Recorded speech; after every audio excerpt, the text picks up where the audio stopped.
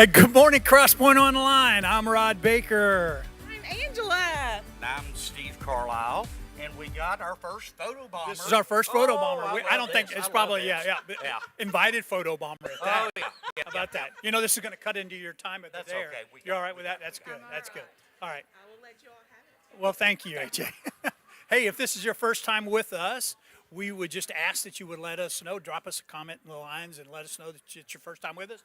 We do a donation, $5 to one of the charities that we support. And Absolutely. how do we do that again? Well, you can either go in the comment line, make comment, say first-time guest, or log on crosspointonline.net/first-time guest. Yep. Let us know about that. We're also encouraging people to share this Sunday, trying to get 50 shares on this. 50 shares. That's Yes. what Austin's challenge is to us. Yes. Or should I say that's his dare?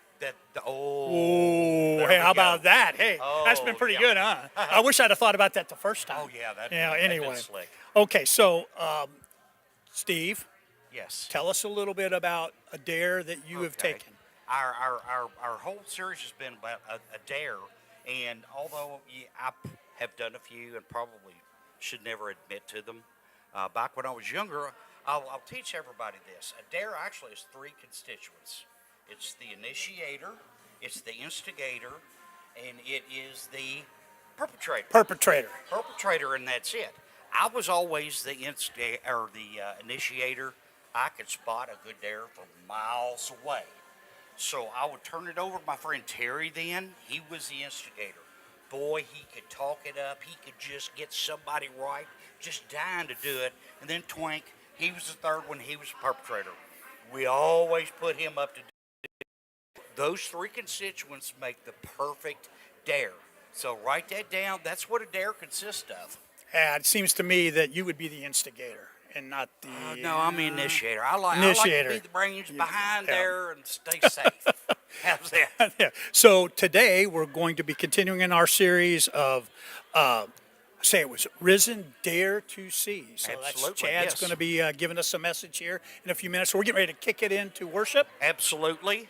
You all watch and enjoy. Thank you for being with us this morning. Bye.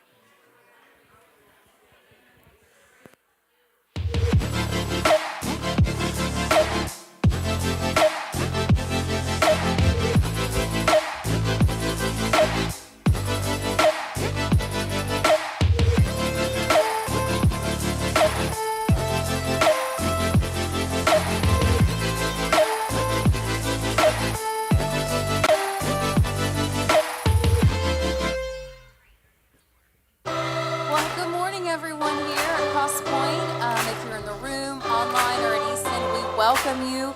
Good to see you. Please come stand and sing with us.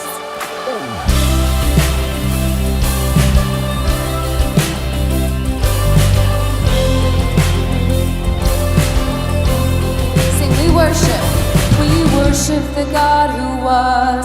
We worship the God who is. We worship the God who evermore will be. He opened the prison doors. He parted the raging sea. Our God, He holds the victory. Yeah. There's joy in the house of the Lord. There's joy in the house of the Lord today. And we won't be quiet. We shout out your praise. There's joy in the house of the Lord. Our God is surely in this place. And we won't be quiet. We'll shout out your praise. We'll shout out your praise. We sing to the God who heals. We sing to the God who heals. We sing to the God who saves. We sing to the God who always makes a way. Amen. 'Cause He hung up on that cross and He rose up from that grave. My God, still rolling stones away. There's joy in the house of the Lord. There's joy in the house of the Lord today. And we won't be quiet. We're gonna shout out your praise. There's joy in the house of the Lord.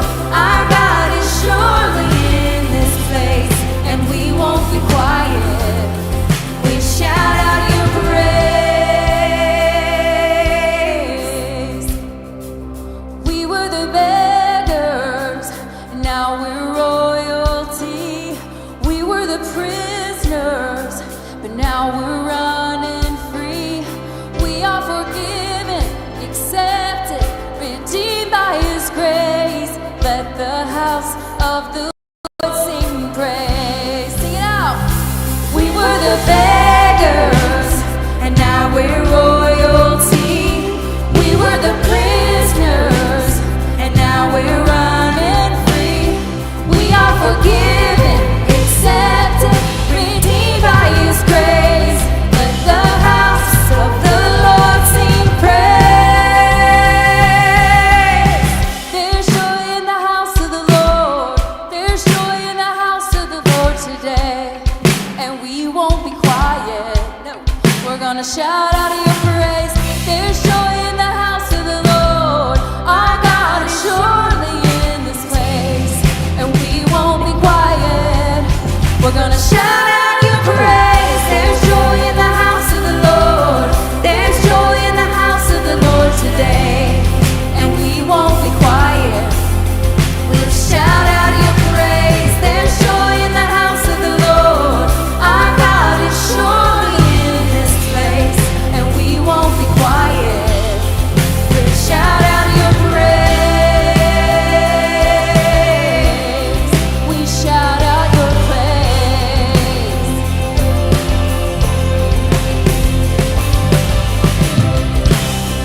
Oh, oh, oh, we shout out your praise.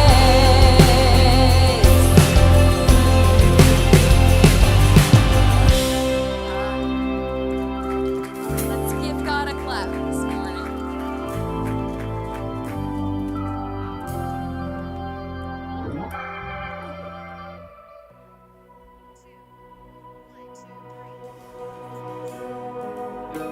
Continue to worship with us.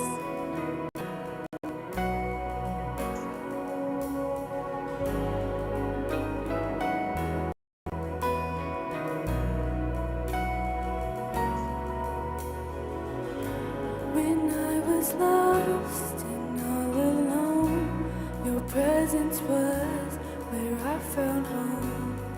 You were there and you're here right now.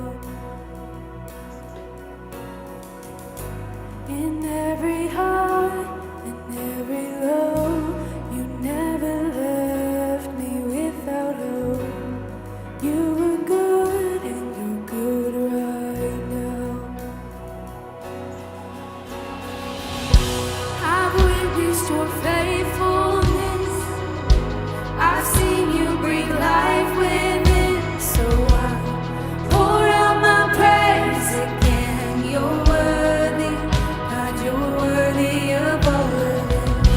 Your promises never fail. I've got stories I'll live to tell. So I'll pour out my praise again. You're worthy, God, you're worthy of all of it.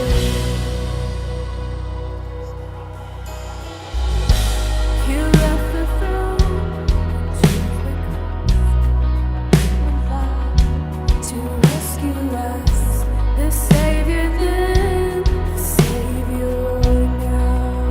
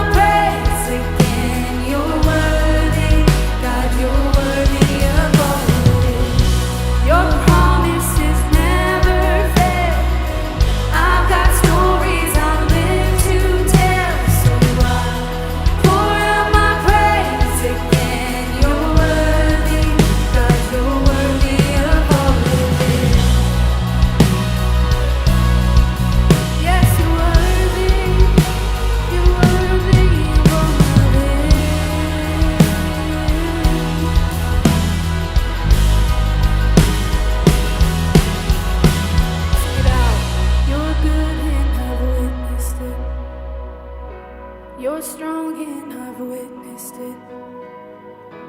You're constant, I've witnessed it. And I'm confident I'll see it again and again. You love and I've witnessed it. You heal and I've witnessed it. You save and I've witnessed it. And I'm confident I'll see it again and again. You're good and I've witnessed it. You're strong and I've witnessed it. You're constant, I've witnessed it. And I'm confident I'll see it again and again. You love and I've witnessed it. You heal and I've witnessed it. You save and I've witnessed it. And I'm confident I'll see it again and again. I've witnessed your faithfulness. I've seen you breathe life within. So I pour out my praise again. You're worthy, God, you're worthy of all the will. Your promise is never there. I've got stories I live to tell. So I pour out my praise again. You're worthy, God, you're worthy of all the will. To the broken, I've witnessed it. To the hurting, I've witnessed it. To the lost, I will witness it. And I'll tell them this. I'll tell them what I've witnessed. To my family, I've witnessed it. To my city, I've witnessed it. To the nations, I've witnessed it. And I'll tell them this. I'll tell them what I've witnessed.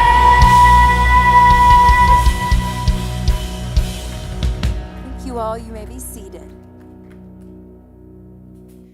Good morning. Thank you all so much for joining us here at CrossPoint Community Church. My name is Holly, and if this is your first time joining us, we would love to say hello and get to know you just a little bit.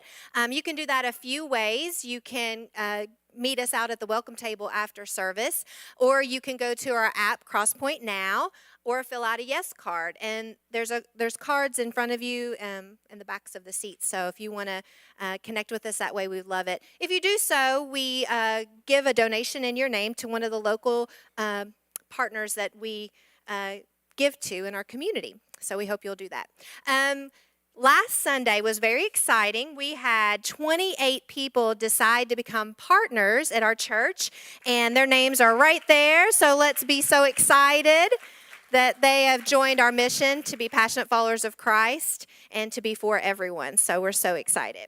Out in the lobby after church, please, if you're a partner, new or existing, you can vote for our new guardians. So that's taking place out in the lobby. Also, I can't believe it's almost May, and Mother's Day is a couple weeks away. And on Mother's Day, we will have our child dedication. So if you would like to have your child dedicated or know someone that would, you can do that you can sign up for that on our app or fill out a yes card or go to the welcome table again. Ladies, we are having a women's conference on June 9th and 10th. It's called the If Gathering. It's going to be 2 days of discipleship, a fellowship. We're going to have speakers, small groups, good food. So we would love to get you registered for that. I can help you do that if you want to connect with me after church, or you can also do that on the app. So please be signing up. That's going to be an exciting time. We are in the message series called Risen, Dare to See. And so we've had a lot of dares going on. And if you've been checking out on social media, you all had the opportunity to vote for either Katie or Stephanie to participate in a dare. And the verdict is in. And drum roll, please. Yes, thank you for participating. Katie won, I think, if you can call it winning. But she wins in my book because she rose to the challenge of this dare. And the dare is your best impersonation of Chad. So y'all aren't ready for this. She did a great job. So check out this video that Katie made. Jesus Christ came for the Republican just as he did for the Democrat. Amen, Chad. That was good. That was good. Now, I can remember when Anna was about 2 years old. You all know I have about 0 ounce of athleticism in my body. Now I have to apologize to Kimberly because she doesn't know I'm about to tell the story. Daggone it. Amazing grace, how sweet the sound.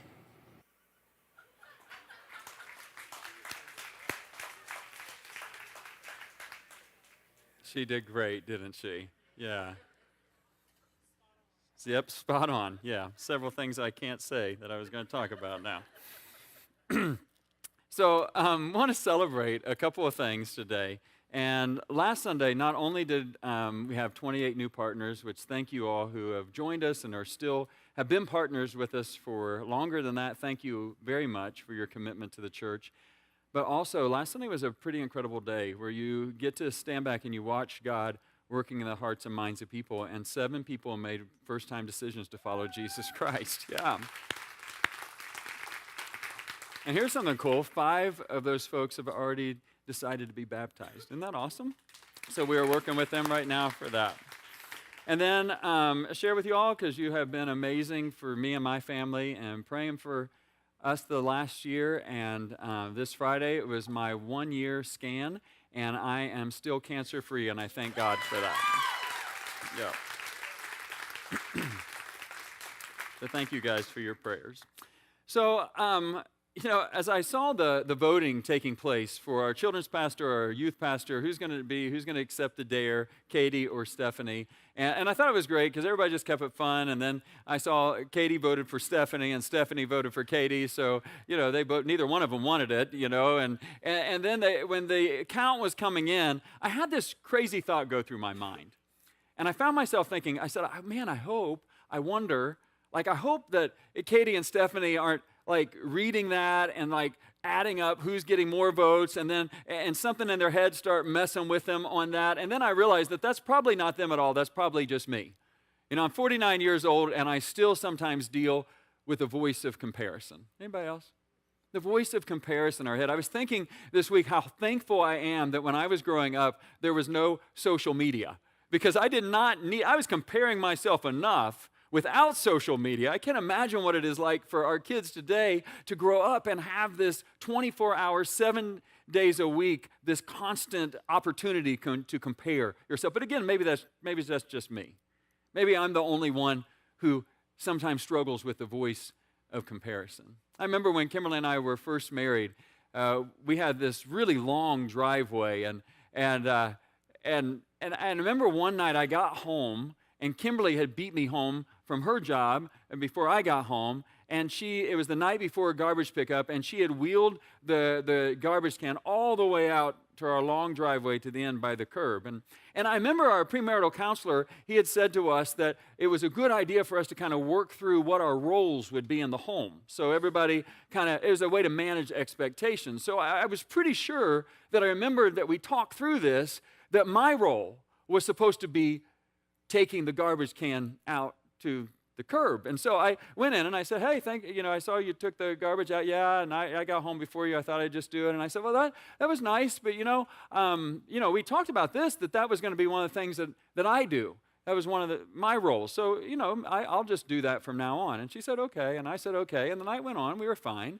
And then the next week, I come, and same night before garbage day, she beat me home. And she wheeled the garbage can all the way to the end of our long driveway, and she beat me. And I thought, maybe, like our counselor said, just because you're communicating with each other doesn't mean you're hearing each other. So maybe she wasn't hearing me, and I needed to be a little more clear about this. I don't understand what's so hard to understand about this thing, but, I'm sure her intentions are good. So I went in and I said, hey, Kimberly, I saw you took the trash out again. And she said, yeah, I got home before you. I thought I would just do it, then you wouldn't have to do it. And I said, well, yeah, but do you remember we kind of talked about this, that was my role, and that I was going to do this. And I swear to you that I can't prove it, but I'm pretty sure when she turned away from me, she rolled her eyes, because she was thinking, why does this matter to you? But it did matter to me, and I expressed that, and I didn't understand why she would not listen. Like the Bible says, wives are supposed to obey their husbands, and she didn't. Wow, you guys, I'm just joking. My word. And so I went on the next week thinking, you know what, she heard me. Like, you ever been heard? Like, this time she heard me. And I came home the next week, and I kid you not, the garbage can is at the end of the drive. And now I basically, in my head, flipped the counselor off and said, you know, we did things your way, now it's my turn. Now it's my way. And so I burst in that door, and I'm like, Kimberly, yeah, what? Kimberly, what, why, what, the trash can. Yeah, what about it? I got home before you. I took it. I know. Didn't we talk about this? I told you I was going to do the trash. And I find myself, you know, whenever you have the reaction should be here and the reaction is up here, maybe something's wrong inside of here, you know, and so I'm reacting up here and I'm not thinking about why. I'm just upset. I'm like, Kimberly, why would you do that? And then Kimberly asked me this really great question that really ticked me off at the time. But she asked this great question. She said to me, she turned to me very calmly because she's so good at diffusing. Oh, sometimes that's annoying because she's so good at it. She just diffuses and doesn't escalate. And she's like, Chad, can I ask you a question? I'm like, yeah, go ahead. What's your question? And she's like, why do you get so upset over a trash can? And I was like, well, because, just don't do it again. And I stormed off and I went to my room to pout, as grown men sometimes do. And her question followed me. Why do I care about this? And then it was like the Holy Spirit sided with Kimberly. And he started asking me, why do you care so much about who puts the stupid trash can out? Why are you willing to ruin an evening over why can't you just be thankful that what is this? Maybe it's not about the trash can, Chad. What is going on in you? And when I finally calmed down and finally humbled myself enough to listen to the Holy Spirit, I began to realize something. I began to see this long line of current men in my family. Like my dad, I remember as a child watching him build an addition to our house by himself. My grandpa, Clyde, current, he wanted a basement in his home. And so he got under his house in the crawl space and literally dug a basement out. Yes, with a shovel and a pick. Amazing. And then I look in my family history and find out that James Current Sr. was the first Current to come to Ireland and in 1700s, and he settled in Taft, West Virginia, and looked around, saw the land and what God was given, and had a way not just to envision it, but built his home out of nothing right there and lived to be like 92. I would have died on the trip over. Like, I look at these current men and I'm like, what is wrong with me? I can't fix a thing. When I try, it's more broken. And you wish that I hadn't tried. And my family, they've tried, but they've been so patient. The men in my family, grandpa, dad, uncles, they've all tried. They're like, Chad, it's not that hard. You can do this. No, I can't. Like, my brain doesn't work like that. And then Kimberly, her dad and her brothers, they can fix and build anything. And they're thinking, why would you hire somebody to do when you can do it? I can't do it. And so this was, in some reason in my head, the one man thing I could do for Kimberly. I know this is stupid. The one man thing I could do for her is cut the grass and take the stupid trash to the curb. And when I explained it like that to Kimberly, she's like, okay. You can take out the trash. Now, I don't care. You can come over and take out my trash. I don't care anymore. But at the time, you see what I was doing? That voice of comparison. And the enemy, I think, loves to use that little voice of like, why can't you? Shouldn't you be able to?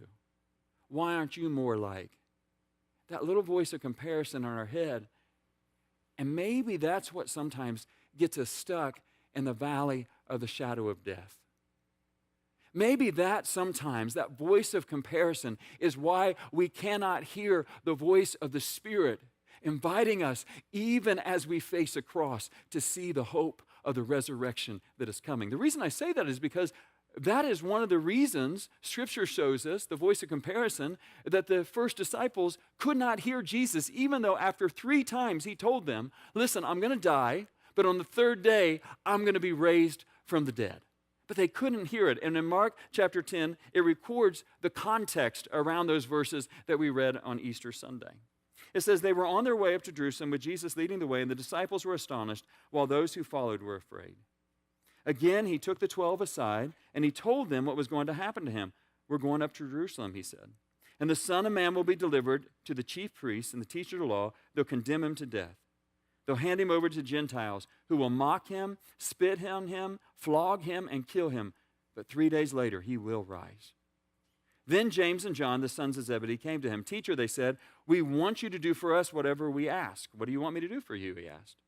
They replied, let one of us sit at your right, the other at the left in your glory. Because they were still thinking that his kingdom was going to be national and political, that Jesus was going to overthrow Rome, put Israel back in charge, and he was going to sit on that literal throne. They still didn't see his kingdom. Verse 38, you don't know what you're asking. Can you drink the cup I drink and be baptized with the baptism I'm baptized with? We can, they answered. Jesus said to them, you will drink the cup I drink and be baptized with the baptism I'm baptized with, but to sit at my right or left is not for me to grant. These places belong to those whom they have been prepared.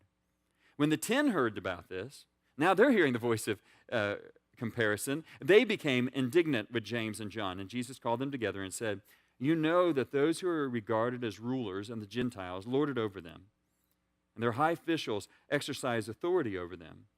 Not so with you. Instead, whoever wants to become great among you must be your servant, and who wants to be first must be slave of all. For even if the Son of Man, Jesus, didn't come to be served, but to serve, and to give his life as a ransom for many. And what if that is what the voice of comparison in our world does not want us to hear? The voice of comparison says, come on, you got to be great, you got to do better, you got to get more, you got to be more like. And what it doesn't say is that even if you can't, Jesus says, if you can't find freedom, if I can't find peace, if I can't find security in who God's made me to be, when I'm the slave of it all, when I have nothing the world says is success, then even if you get everything, you'll still be insecure. You'll still be imprisoned. You'll still be last. You'll miss it. You'll miss your way from the cross to the resurrection. You'll miss your way through the valley of the shadow of death because you'll be listening to this voice of comparison that's trying to get you to compete with everybody else, and you'll miss out that real freedom is found in those who don't need to be served by everybody else, but are willing to be the ones who do serve. And so I just want us to think on this thought for a little bit today as we get ready to see an incredible, I think, illustration of this in 2 Kings chapter 5.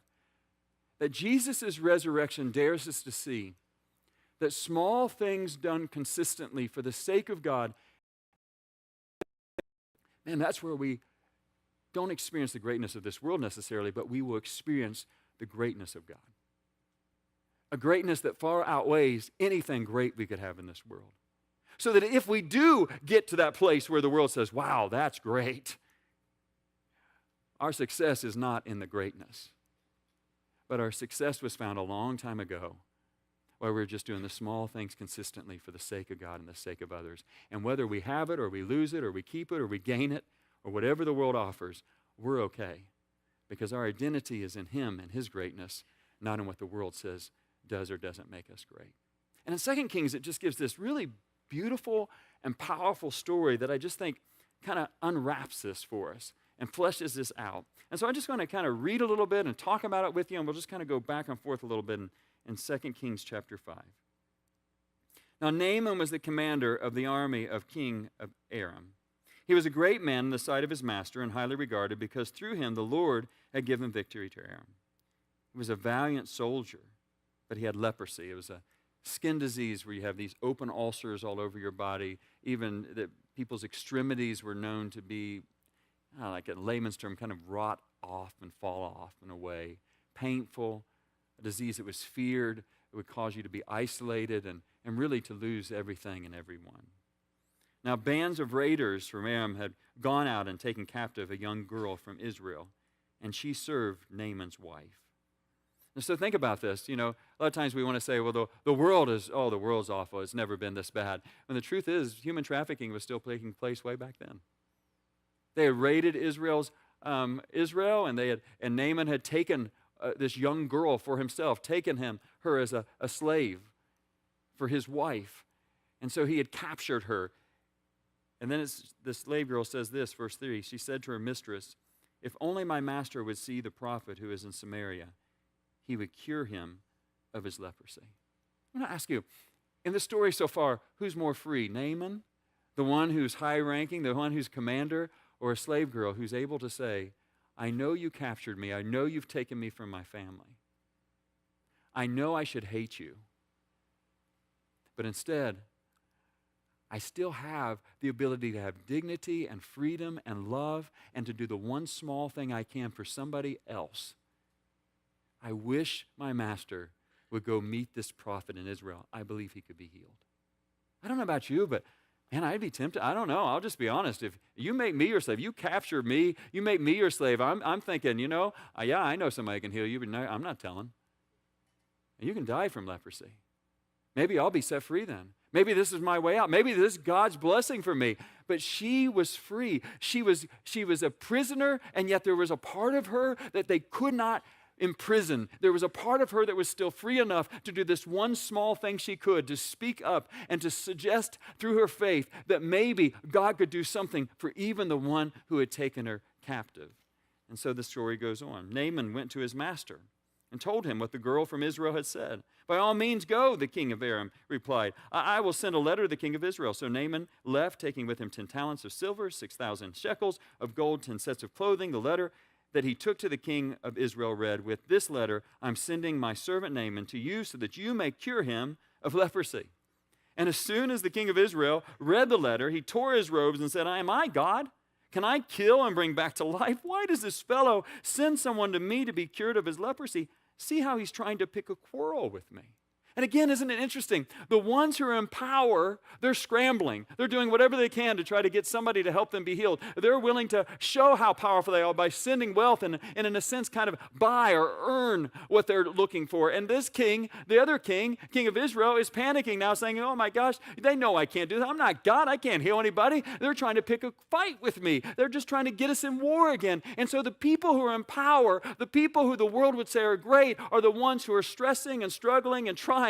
And the one that the world would say is nothing is the one who has the voice of hope and reason and healing and freedom. When Elisha, the man of God, heard that the king of Israel had torn his robes, he sent him this message: "Why have you torn your robes? Have the man come to me, and he'll know that there is a prophet in Israel?" So Naaman went with his horses and chariots and stopped at the door of Elisha's house. And Elisha sent a message to him saying, "Go wash yourself 7 times in the Jordan. Your flesh will be restored. You will be cleansed." But Naaman went away angry. He said, "I thought he would surely come out to me and stand and call on the name of the Lord his God and wave his hand over the spot and cure me of my leprosy. Are not the rivers of Damascus better than all the waters of Israel? Couldn't I wash in them and be cleansed?" And so he turned and he went off in rage. Can't you just hear the voice of comparison talking? You're better than that.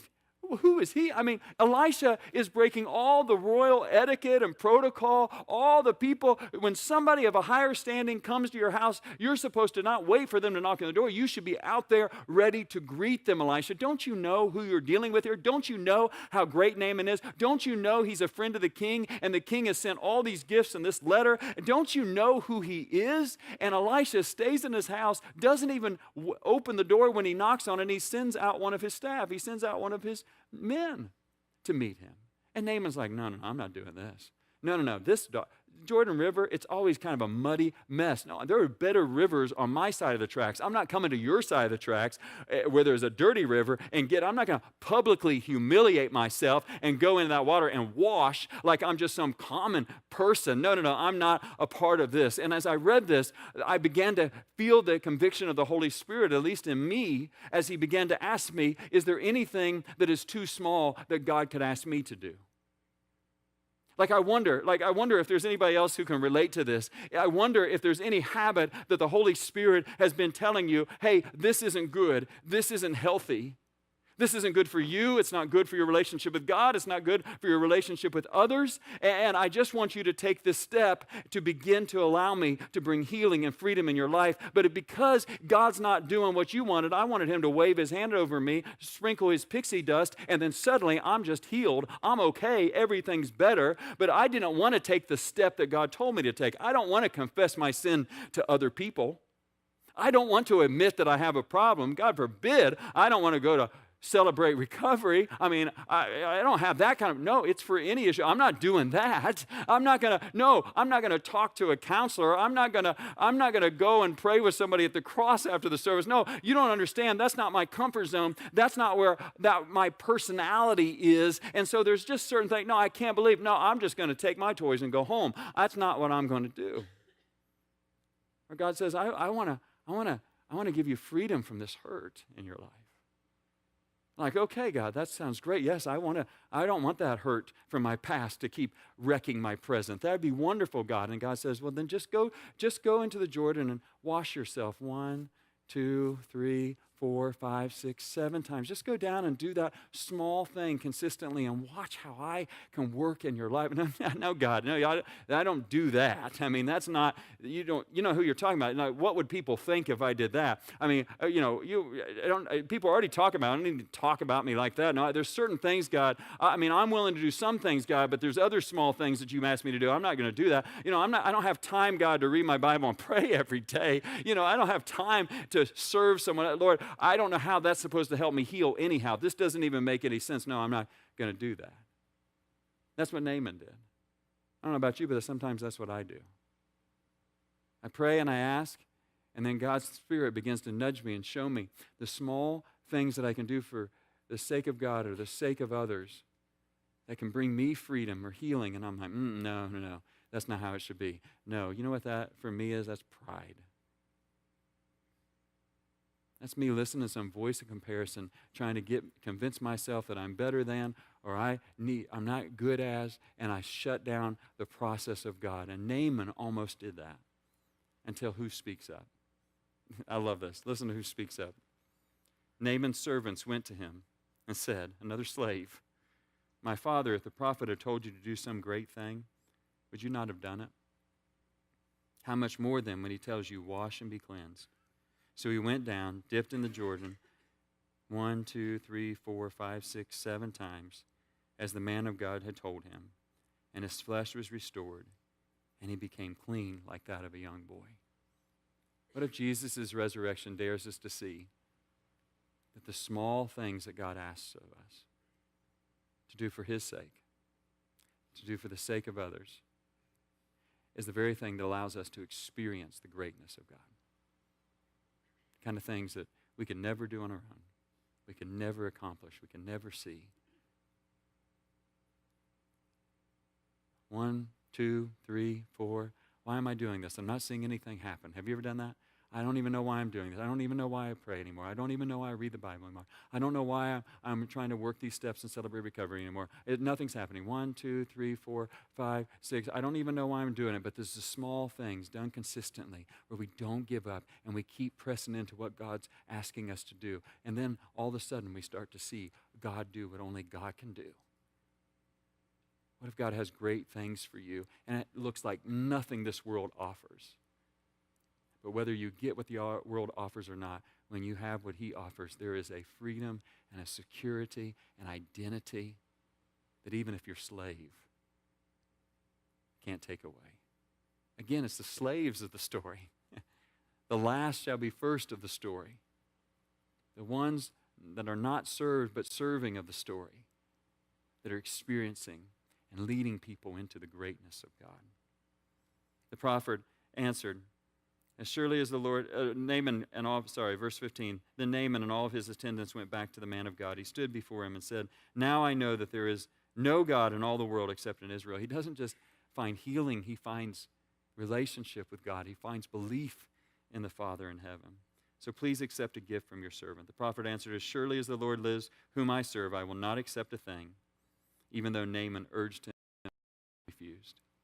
You see, when you're no longer listening to the voice of comparison, you no longer need things. You no longer need what the world says you need to have to be happy and to be successful and to be whole and to be who you're supposed to be. You don't need those things. In fact, Elisha saw those things as a way of helping Naaman not recognize that this wasn't him, this was God who did this.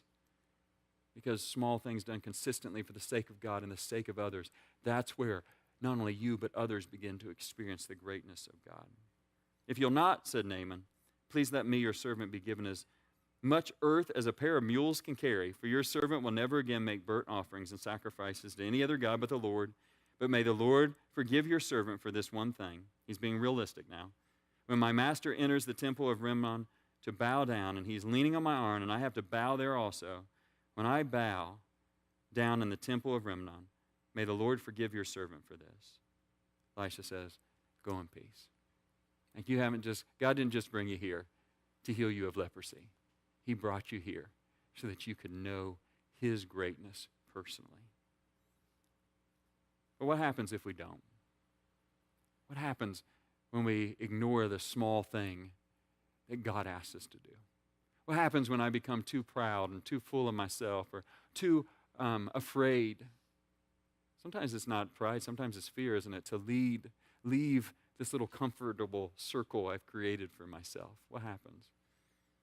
After Naaman had traveled some distance, Gehazi, the servant of Elisha, the man of God, said to himself, my master was too easy on Naaman, this Aramean, by not accepting from him what he brought. As surely as the Lord lives, I'll run after him and get something from him.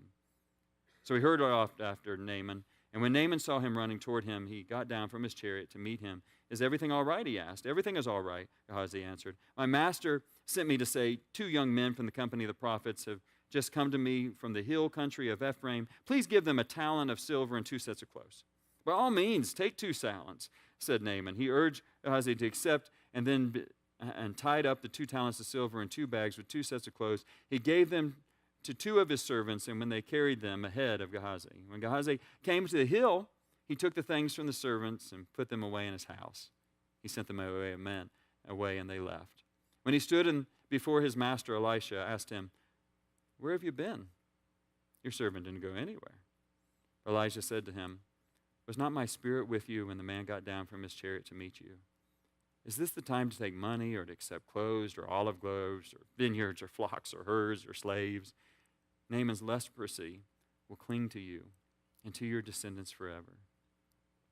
Gehazi went away from Elisha's presence, and his skin was leprous, became as white as snow. I wonder how many times I have needlessly missed out on the healing and the greatness of God just because I was scared to death or too proud to take the little step, because I'm so busy listening to those voice of comparison, trying to be great, trying to do better, trying to get here, trying to make sure we're okay, that I miss out on what it really means to be okay. It's the small things that consistently, for the sake of God and the sake of others. The voice of comparison, the world doesn't want me and you to hear it, because it knows therein we experience and allow God's greatness to really become alive in our lives. And not just ours, but others around us. And I was thinking about this story, and then last week when we went to SOAP, Saving Our Adolescents for Prostitution, for the Kentucky Derby, I heard about a story that Matt Hildebrand and Will Lovejoy got to be a part of. And I've asked them to come and share with you about what happened that day, because I think it's a modern-day example of what we're talking about here today. Will you help me welcome Matt and Will today?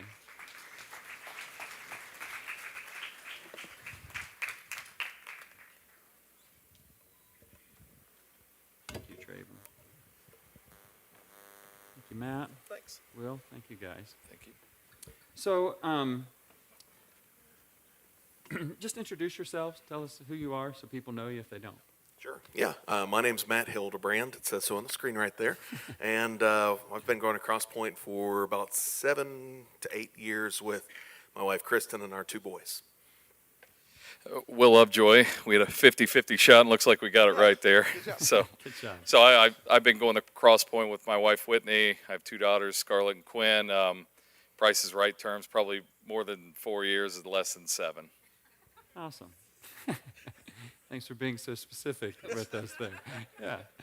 So, you know, a lot of times when we talk about soap, and I think we do a good job of oftentimes kind of explaining you're going to put labels with the hotline number for the National Human Trafficking Rescue number on bars of soap and makeup wipe removers. But we don't always get to explain to people what happens when we take them to hotels. Can you guys give people kind of a little synopsis of what that's like? Sure.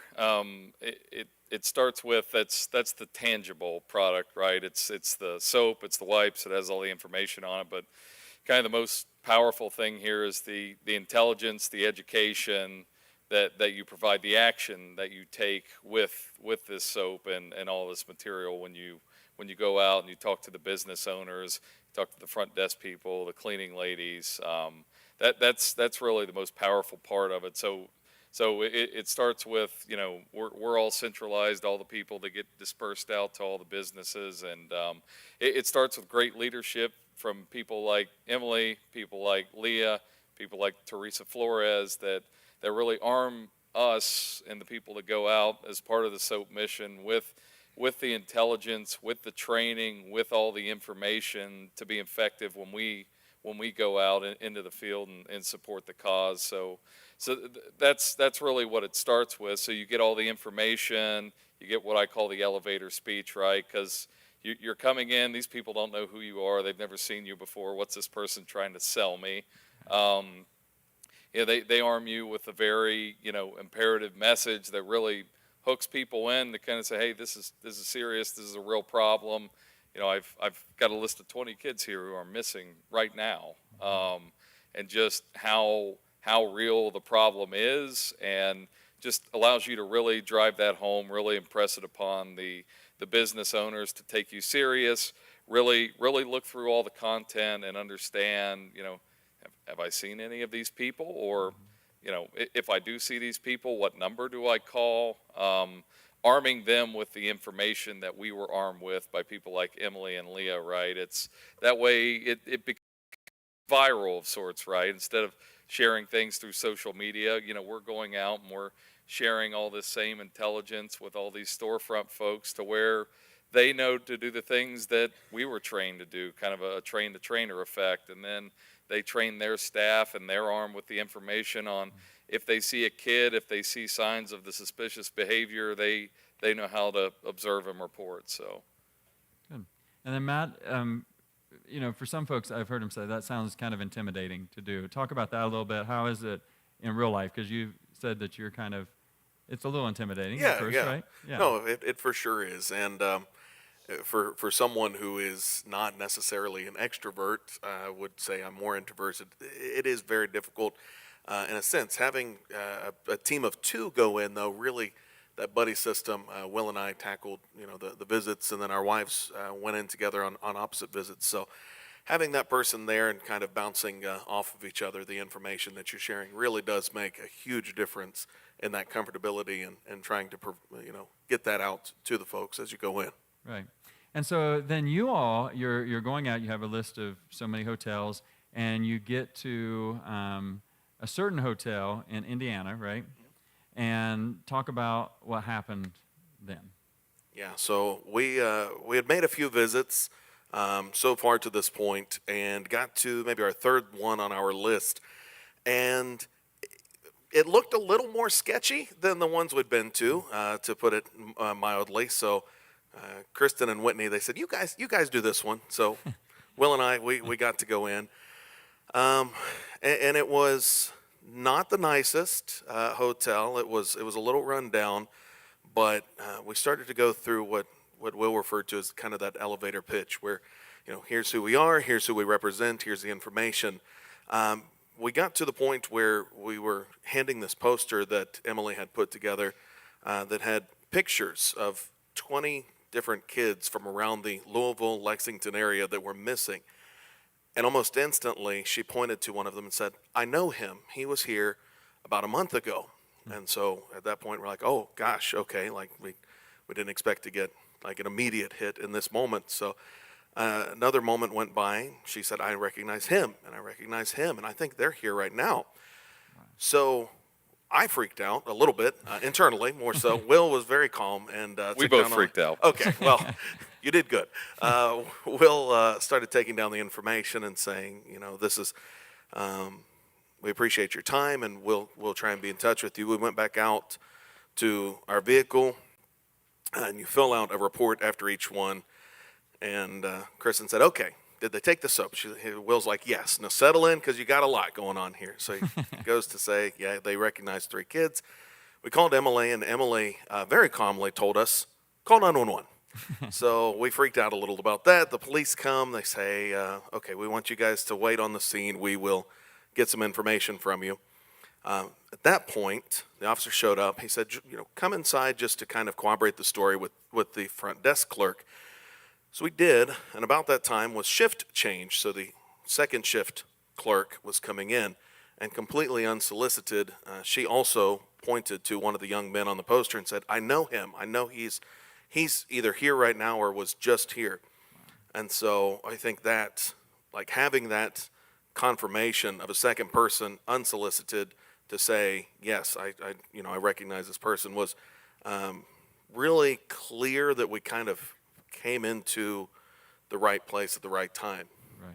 And so what's going through your hearts and minds is this. We're all prepared to try to get them to take the soap, and then all of a sudden you see something. What are you guys thinking? What are you feeling? What's going on? Well, the first thing we felt when we got off the phone with Emily, she said, call the cops. We're like, we felt like we built a little rapport with the lady at the front desk, and there was this moment of anxiety where we should probably go back and inform her, hey, the police are coming. They're about to roll up to your front door here. And yeah. Whitney also said it was the first time she's ever called 911 in her life, so that was fun. That was the first time, yeah. So we're kind of gut-wrenched. We're like, well, let's go talk to the front desk lady that gave us all the valuable intel. So we go up, catch her on her smoke break. It's kind of shift change anyway. And we're like, hey, the cops are coming, just sorry, but that's kind of what needs to happen now. But she was totally understanding, very, very supportive, wanted to help. Right.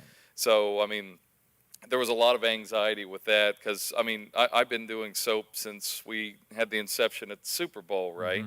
Mm-hmm. And it was the first time that we'd ever had an escalation like that before. Not one kid, but 3 different kids. So it was super intense for that reason alone. Sure. And you would think that, South Florida would be a more target-rich environment, and this is in our backyard. So, just all this running through your head just really cranked up the anxiety for everybody. But, yeah. And then another police officer, you said, showed up. So talk about... Yeah, so we were going through the process with the 2 clerks and the first officer. A second officer came in, kind of joined in the conversation, and unfortunately they weren't able to go bust down doors, kind of what I started to imagine in my mind, but they did take more information and say, this is obviously someplace that we are going to revisit. We're going to canvass the area and continue to investigate. On Emily's side, she was able to get a hold of the task force, and I know some of the local law enforcement that were dealing with these kids, their cases. So we go through the process, and Will and I mostly just stood there as the cops and clerks kind of collaborated and tried to figure out what the next step was. Wrap everything up, kind of leave with the police saying, yeah, we're going to make regular visits and try to get to the bottom of this. Walk outside, and the second officer who showed up, who was a little later, asked the first officer, he said, is this what you were here for? Was this the call you were coming to? And the first officer says, yeah, that was why I was here. Is that not why you're here? The second officer said, oh, no, actually, my incident got pinged to this site. Apparently there was a stabbing, a murder behind the building. So it was pretty intense on top of already being really intense to start with. So yeah, but you're completely safe when you do this, right? Right? Yeah. It's a very long waiver form. Yeah, right. So here you are. You guys think, oh, well, we'll deliver to our 13 hotels. We'll go have something good to eat. That's what I would imagine you would do, go have something to eat. And now all of this this isn't theory anymore. Now it's real. It has a face and a name to it. And as you've had kind of a week to think on this, like, what have been your thoughts? Like, what's been on your mind since this week has passed? It's a lot of it's the what ifs. What if we didn't show up? What if those two kids were there? And what if they just assumed that nobody was looking for them, right? And they're just there because they're lost, and they're just trying to find something, find some attention, find some other outlet. I mean, what if we weren't there? Maybe they see, or what if when we were there, they see the poster, people are looking for me. What if they see the cops are looking for them? Kind of how I look at it is, if evil remains unchecked and it prospers, it propagates, it continues to grow, it comes to this establishment, because there were more than the red flags we articulated. We're 6 minutes over, and we could take 20 minutes talking to you about all the other red flags that were in this place. Right. And if we don't go out to these places and all this evil remains unchecked, it's just going to continue to grow and prosper. I mean, why wouldn't it? They're making money, perhaps, or not getting punished for terrible things that are happening. It's going to continue to grow. It'll go to another hotel. It'll go to another business. Those are the things that you think about, and maybe it comes closer to home. You don't know, but it's the what ifs of apathy. Right. What if we chose to do nothing? It's all those things. Right. Thank you. Matt, anything? Yeah, and I would say, just to be a small kind of link in that chain that might get these kids home, was an awesome feeling, and big credit to everybody, from obviously the officers and the clerks, to be able to step up and say, like, yeah, I have seen something. It really takes every one of those steps, from Leah and Emily putting together all of the information, Teresa Flores and her mission. So from all the way down, it's so many steps, and to get to be a part of that was, to potentially get these kids back home, was really awesome. Awesome. Well, I appreciate you guys willing to share today and for being a part of it. Can we thank them, guys, for doing that? Thank you, guys. And so, yeah, I think Matt asked a great question, and I think it goes right along with 2 Kings 5 and what Jesus said. And that is, what if they wouldn't have shown up? What if people wouldn't have shown up and put labels on bars of soap? What if teens hadn't come and put those missing child posters in a folder for them to take out? What if way back on Super Bowl Sunday, when we took time to pray for the soap event this year, what if you wouldn't have prayed? What if you said, I don't believe in this. This isn't happening here. What if you wouldn't have given to 4 to be able to buy the materials to be able? What if there's all these, what if? And all of a sudden we start to realize that what Jesus is trying to get us to see is true, that the world says that you have to do something. If you do something great, then you're great. And Jesus says it's when you do the small things consistently for the sake of God and for the sake of others, that all of a sudden, one day you wake up and you realize you're a part of God doing something great. And that's my prayer for you and for me and for us as a church today. In fact, I invite you to pray with me right now. Heavenly Father, God, I thank you so much for this church family. I thank you for their heart for you and their openness. I thank you for their example that they are to me. And the way that over and over again, I've seen people in this church family step outside their comfort zone, deny pride, and be able to get real and honest, not only with you, but with each other, and take small steps. The people saying, I want to be baptized, It's one of those small but life-changing steps where we get to experience your greatness. Somebody signing up for soap, or taking a walk at the end of service back to the cross to have somebody pray with them, or showing up in a small group and not just going through the motions, but actually getting honest with somebody else about what God is asking and calling you to do in your life. Would you help us? Would you help me? Because I need this as much as anybody. Would you help us, Lord, to make this song a prayer where we really mean it, God? This isn't just singing a song today. This becomes our prayer to say to you, we want to be available. We want to be open to you. We want to say, here we are. If you would be willing to at least consider that prayer today. Would you stand with me and let's sing this song as our prayer?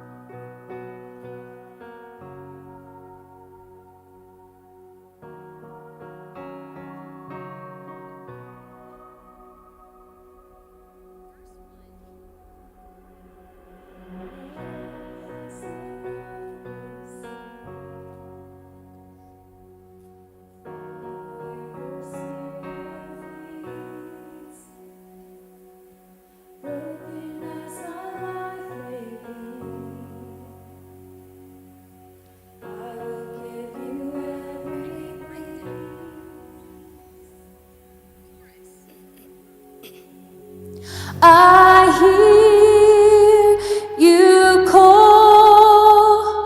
I am available, and I say, yes, Lord, I am available.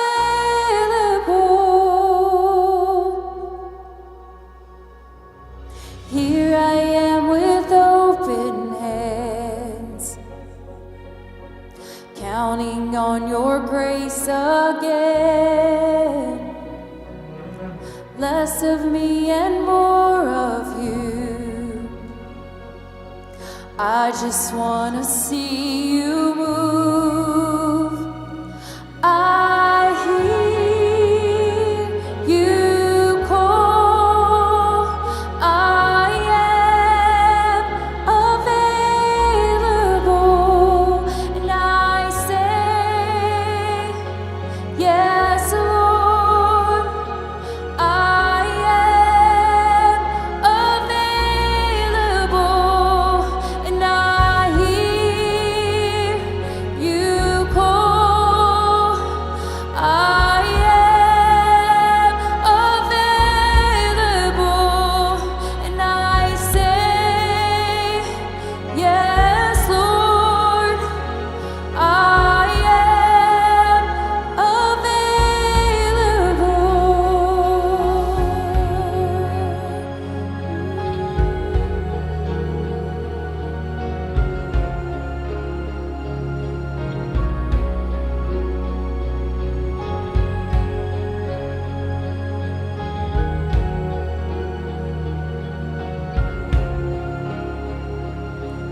Sing with me. Here I am, here I am. You can have it all, you can have it all. Here I am, here I am. You can have it all, you can have it all. Here I am, here I am. You can have it all, you can have it all. Here I am, here I am. You can have it all, you can have it all. Here I am, here I am. Jesus, you can have it all, you can have it all. Here I am, here I am. You can have it all, you can have it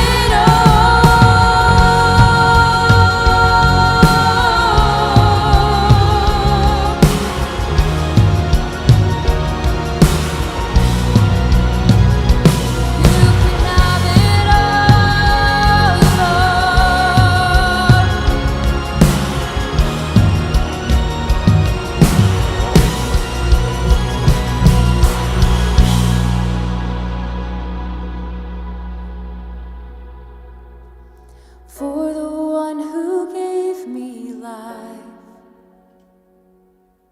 nothing is a sacrifice. use me how you want to, God. Have your throne within my heart. I hear you call. I am available, and I say, yes, Lord, I am available.